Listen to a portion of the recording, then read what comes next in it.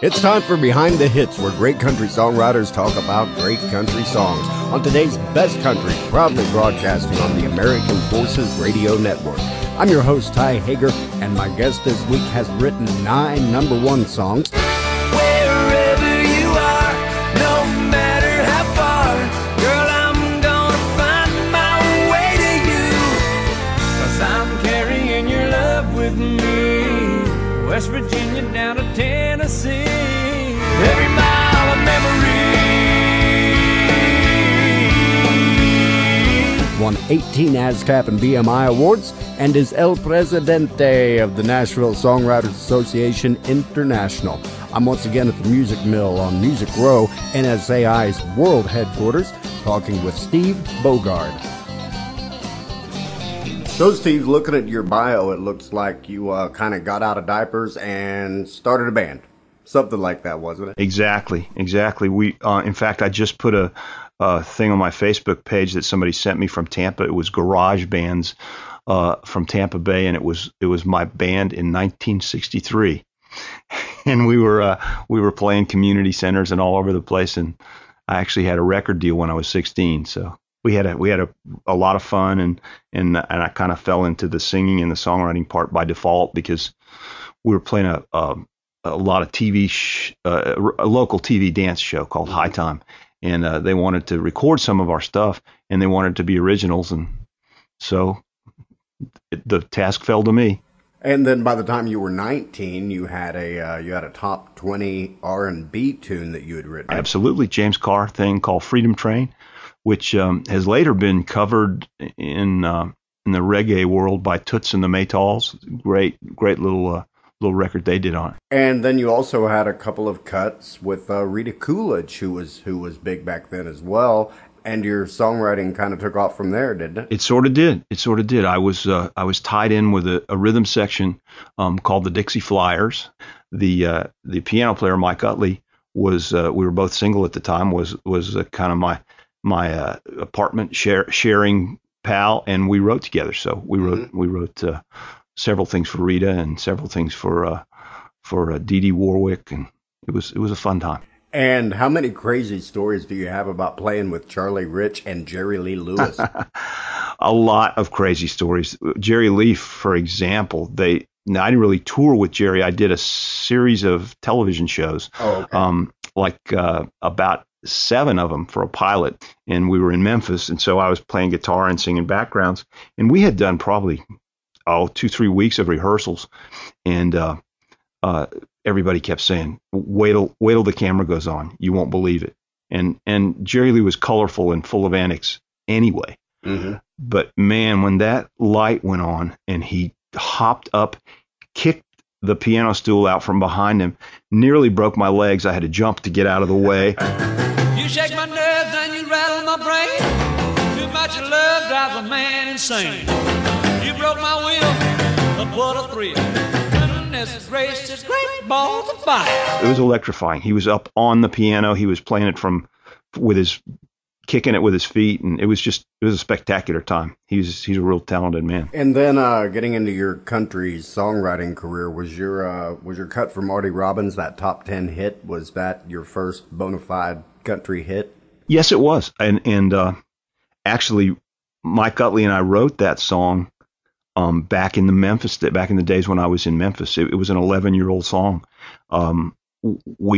Henry Hurt brought an act on Dot Records at the time by the studio where I was working and writing, and they were called Tommy Latham and the Traveling Magic. They only had one song. Mm-hmm. So I talked to Mike Utley. I said, look, if we write anything with the word magic in it, these guys will put it on the B-side and we'll at least get something. So we stayed up almost all night writing a song called Touch Me with Magic, and sure enough, they put it on the B-side. And it wasn't until 11 years later I was sitting in the control room of Criteria working on some jingles, and I opened up a Billboard magazine and saw I was already in the top 10. Didn't even know they had recorded it. And that's one of the things that I've noticed almost every week. Somebody's got a story about one of those songs. In fact, it's kind of become a theme on the show. At least once during the show, we're going to talk about, those songs that get written and nothing really big happens to them for just way too long. You know, that's one of my pet peeves. I've had the good fortune of getting some things recorded right when they were hot off the shelf, hot off the presses, whatever. And you get kind of a writer can get some momentum going, and it really helps that everybody wants to jump on and thinks you're the flavor of the month. But I've had a lot more be discovered 1 year, 2 years, 11 years down the line. Somewhere deep down inside of my heart makes me feel things that tear me apart. Got a jealous bone, got a jealous bone. A top 20 from 1992 for Patty Loveless. That's Jealous Bone, written by Rick Giles, and my guest this week on Behind the Hits, the man responsible for 9 #1 country hits, Steve Bogard. And you've had 2 different #1 songs with George Strait. Yes. Both of them with the word carry in the title, kind of. Yeah, Carrying Your Love With Me and Carried Away. We demoed Carried Away. I wrote that with Jeff Stevens, and we demoed Carried Away and brought the demo into our publisher at Warner Chappell, and they really liked it. And a young song plugger named Michael Knox, who now produces almost everybody in the world, but especially Jason Aldean. Michael he asked me, he said, "Is this good for George Strait?" I said, "Yeah, I think it'd be great." And he ran it across the street, and it was on hold 30 minutes before Ronnie Dunn called and put it on hold. And I would have loved to have had a Brooks and Dunn cut, but Sure. But George got it first, and it was the second single off the Clear Blue Sky. No! The Clear Sky. George had that same problem with it. It's from Forrest Gump. But it was the second single off of that. It was nominated for Song of the Year, for ACM Song of the Year, and it was a real thrill. I don't take my whiskey to extremes. I get carried away.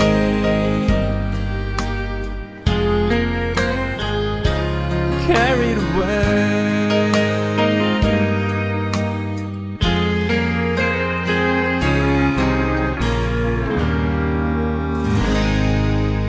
From 1996's Blue Clear Sky, that's George Strait's 30th #1 song.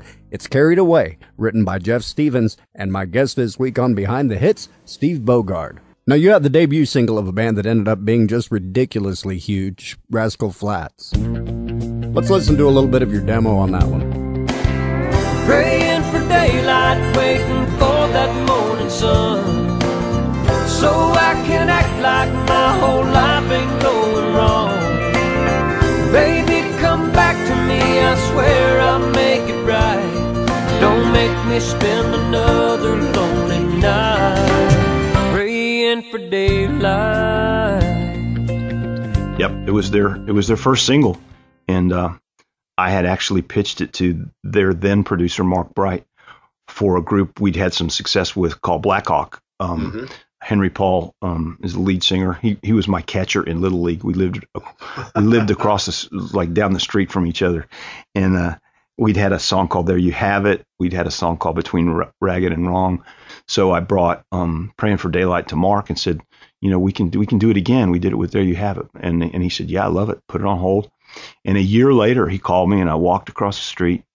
He said, I got to play something for you. I said, what is it? He goes, just sit down and listen. So I sat down, and between the two phenomenal big-time producer speakers, and he played the record for me. And I said, what the heck is that? And he said, well, they don't have a name yet, and they don't have a record deal, but I think we're going to get them a record deal. And I said, there's one question I got to ask you. And he goes, what? I said, can I pitch him some more songs? I don't care what's going on. That's spectacular. It was just so fresh and so good. And they, in fact, had a record deal a week later. I don't want to spend another lonely night. Ooh.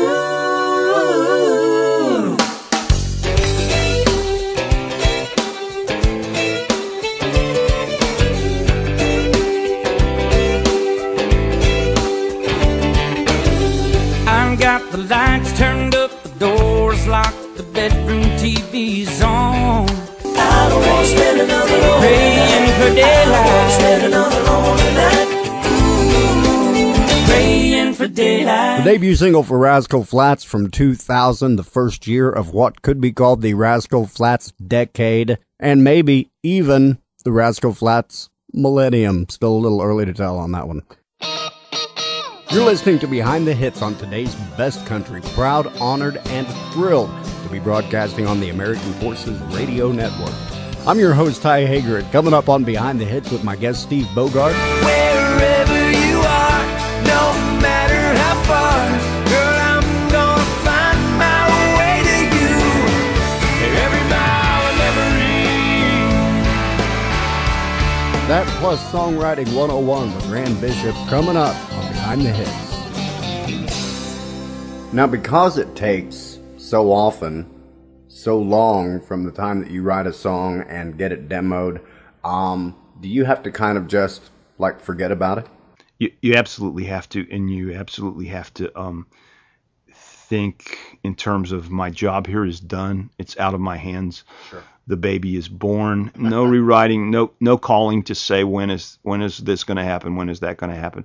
Because you can literally drive yourself crazy trying to worry it. You can even drive yourself crazy worrying it up the charts, but that's kind of, you can't help that. You gotta go. You gotta look. And crazy songwriters are so rare. Oh no, unfortunately, it's kind of comes with the territory. You know that, Ty.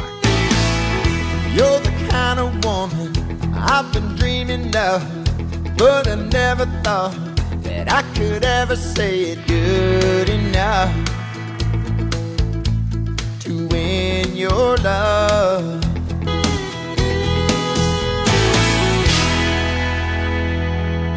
From the summer of 1998, there's Black Hawk. There you have it. That one went to number 4 and was written by Rick Giles. And once again, my guest this week on Behind the Hits, Steve Bogard. And you had another number 1, one for Jack Ingram. And that was a good one. That was good for Jack. Yes, it really was. It's a song called Wherever You Are that Scott Borchetta had always liked the song and had tried it with a couple of other artists, and he called me when he was going to do Jack. He says, I think this song will work for him. And it's interesting. Scott's, this legendary music record mogul, he's probably doing better. His labels, his Big Machine label group, he's probably doing better than any major label group in the country right now. But Scott's got great song ears all his years as we worked together when he was a head of promotion at NSAI, which later became Universal. And he's got great ears. He's got great instincts. And he actually called me and said, I love everything about this song, but the bridge, it had a little reference to Your Mama's House in Tennessee. It kind of had a little homespun reference. He said, I think this sounds like a big song that's broad, that goes across the country, that's got a big scope.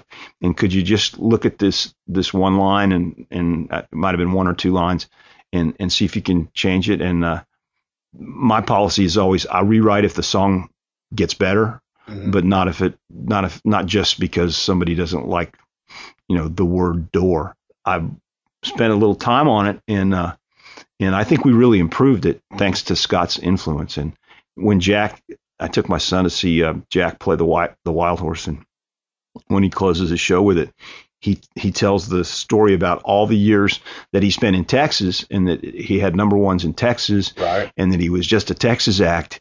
And he said, and we'd play these rough bars with chicken wire, and we'd play all night till 2 a.m. Then we'd load up the van and the trailer, and I'd turn on the radio, and there'd be American Country Countdown. And he said, and so he's kind of preaching it, and the band is thumping kind of a pedal and a little vamp while he's talking. He said, and not long ago, I played one of those same pretty rough bars in Texas, and we got out, loaded the van and the trailer, and I turned on American Country Countdown, and it said, and here's Jack Ingram with the, by God, number 1 country song in the nation.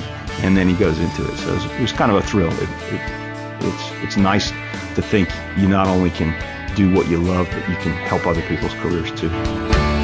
This desert wind is burning my face again. God, I'm missing you. Wherever you are, wherever you are.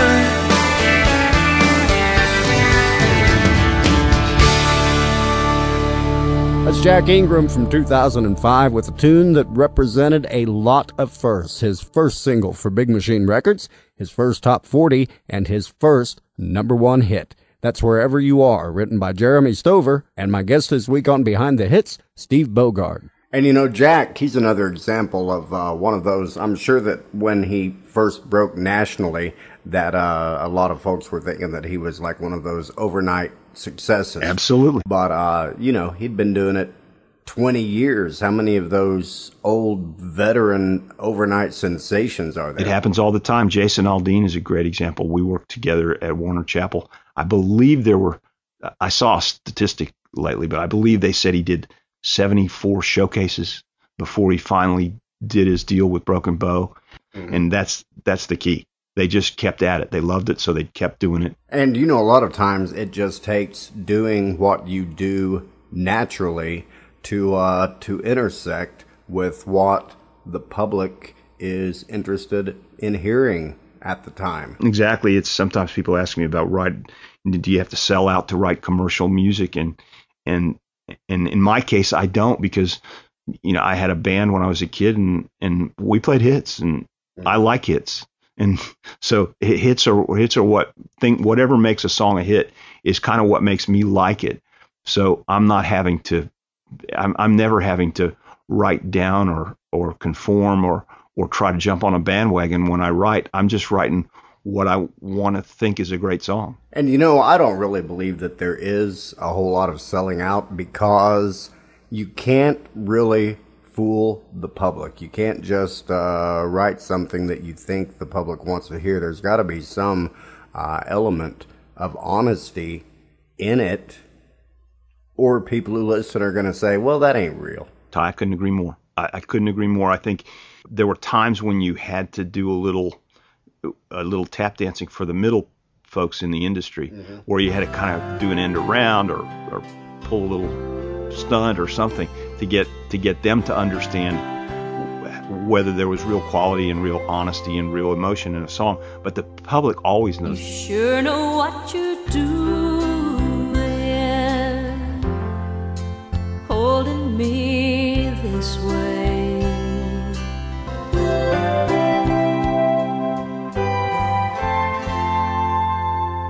Going back to 1989, there's a big hit for Reba, New Fool at an Old Game, another #1 co-written by my guest this week on Behind the Hits, Steve Bogard.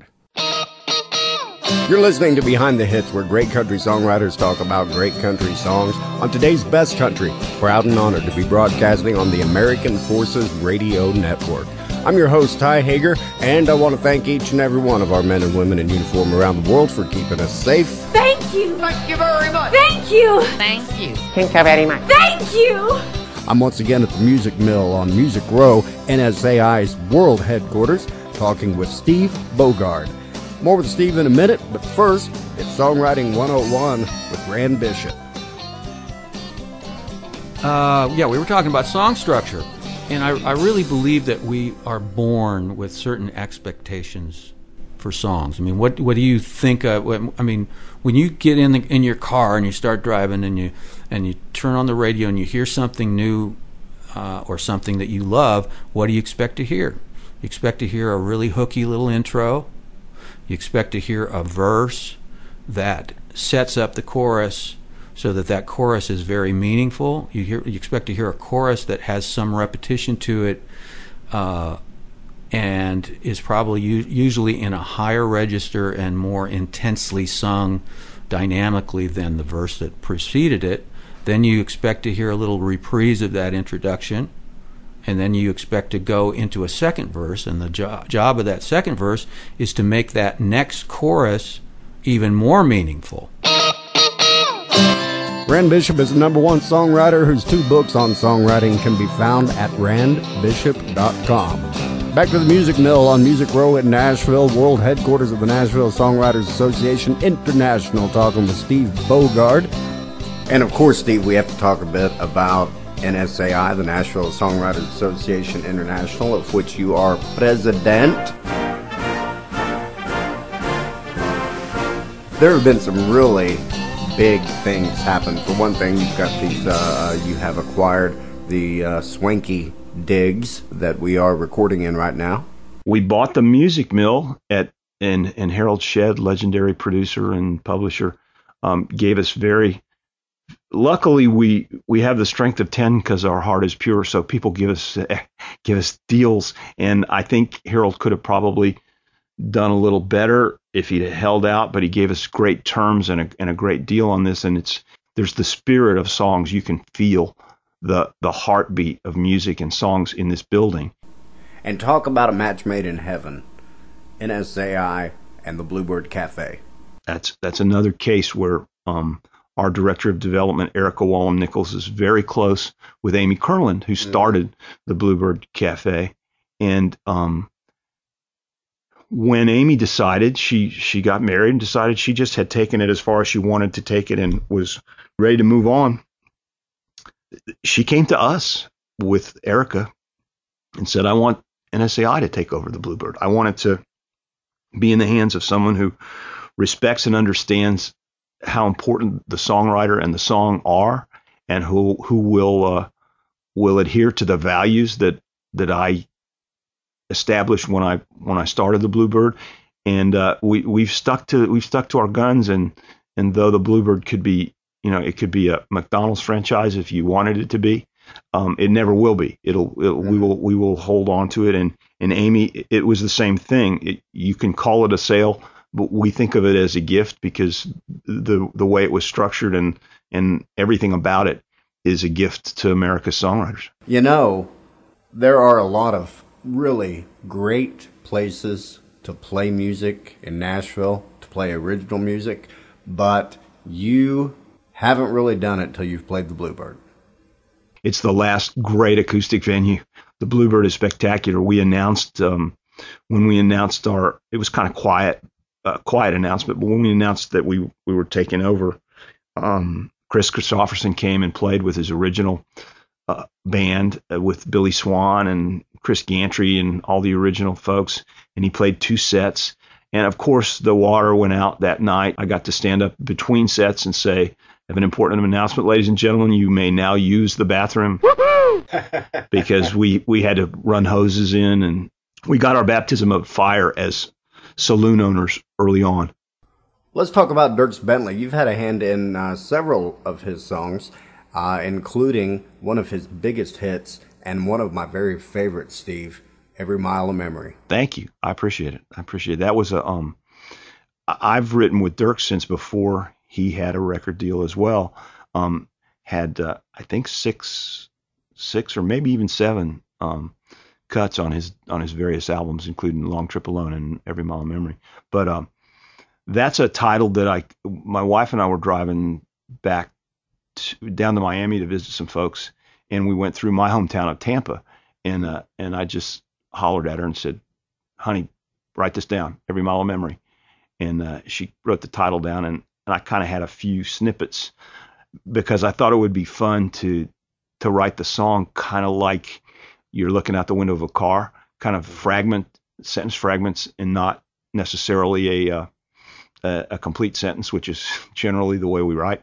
And I didn't really think they were going to buy into the little snippets, my co-writers, Dierks and Brett Beavers, and they said, well, we love that. This is fun. So we wrote that one. I'm pretty proud of it. I like it.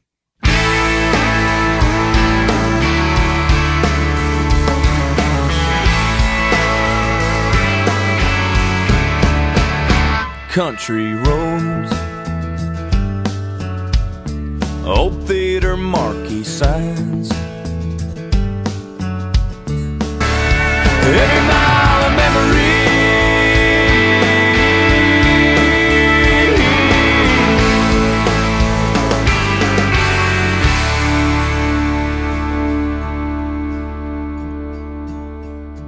From 2006, there's Dierks Bentley's 4th #1 hit and the winner of the 2007 Grammy for Best Country Song of the Year. It's Every Mile of Memory, written by Dierks, Brett Beavers, and my guest this week on Behind the Hits, Steve Bogard. And Dierks is one of the most laid-back, down-to-earth guys. I met him over at Substop here near Music Row. several years ago, and went up and shook his hand and introduced myself and said, you know, I really like your music, and I like the fact that you, you know, co-write a lot of your songs.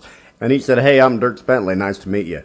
And I was like, yeah, I know you're Dierks. Yeah. Dierks is a very talented man, and he's got that rare combination of real talent, real inspiration. He loves his fans. He loves playing live. But there's not a harder working person on the planet. He's organized and hardworking and tireless. In fact, Dierks and Brett and I put the band back together for another couple of songs just 2 days ago, and he's working on a new record, and we're hoping a couple of those or one of those gets on the record. So we got to talk more about NSAI because, well, first of all, you're the president, and because it's such a super cool organization, and we haven't really talked yet about just what it is that you guys do. Absolutely. I have noticed that a lot of people come to town having only written a handful of songs, expect something to happen quickly, and then get discouraged and go back home. And they don't really give it enough of a shot because they weren't quite ready when they got here. Absolutely. You know, everybody's mama loves their songs, but you can compare your work to hits. You can compare your work, have it evaluated, and when you do get here, NSAI provides a great place. I mean, if my first tennis game was against John McEnroe, I'd have quit. But if you write and work with people who are near your level of development or who do the kinds of things that you like to do and you like to have in your work, then it encourages you to move on and progress. And NSAI is really it's a spectacular kind of a synergy between new writers and education in their hometowns and their home states. And you guys are not motivated by profit. You're motivated by doing what you've done for, 40 years now? 41 years. It all begins with a song. And it all began with a few songwriters sitting down and having lunch a long time ago. Absolutely. They were the first goal of Nashville Songwriters Association International was to get the songwriters' names on the records as credits on the records. A guy named Eddie Miller started it, but Chris was one of our founding members. Chris Christopherson was. So it's been a spectacular evolution in the last 10 years or 13 years since Bart Herbison has been our executive director, has been meteoric and continues to be that way. And you know, if you're watching a music video, unless you're watching a country music video, at the end of the song, you have no idea who wrote it. You guys had a very little issue with that a while back. Took us 3 days to get the names put back on the songs at CMT. Took us 3 days. They took them off, but we know where the pressure needs to be applied. And we got them back on. Well, Steve Bogard, thanks for inviting me to the Music Mill. I enjoyed it, Ty. It's been a real pleasure and an honor, and we certainly appreciate everything that NSAI does. We enjoy it. We're all about songwriters and songwriting, and we love being able to help. It's a good feeling.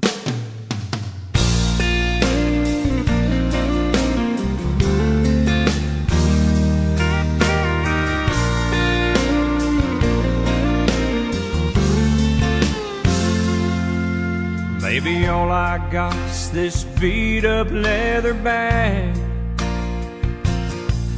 and everything I own don't fill up half, carrying your love with me.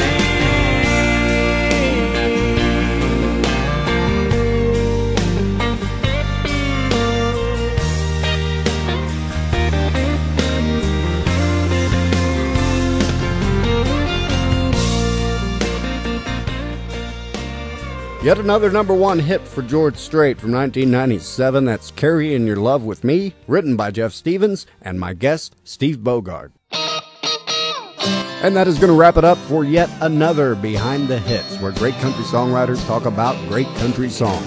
On today's Best Country, proudly broadcasting on the American Forces Radio Network. I'm your host, Ty Hager, and I really want to thank my guest this week, Steve Bogard.